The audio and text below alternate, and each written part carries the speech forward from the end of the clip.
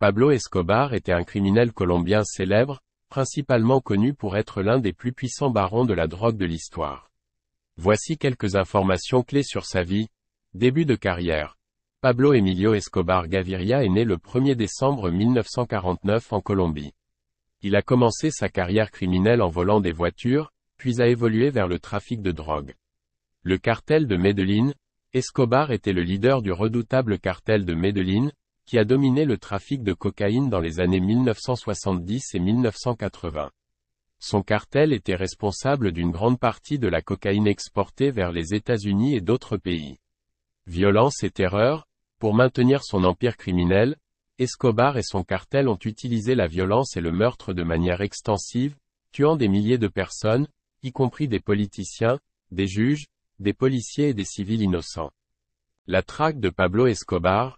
Les autorités colombiennes, avec le soutien des États-Unis, ont lancé une vaste opération pour capturer Escobar. Après des années de traque, il a été abattu par la police colombienne en décembre 1993 à Medellín.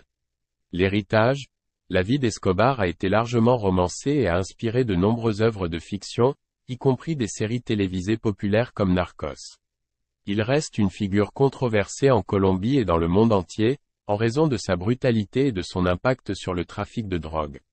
Il est important de noter que la vie et les activités de Pablo Escobar étaient illégales et violentes, et il est largement considéré comme un criminel notoire.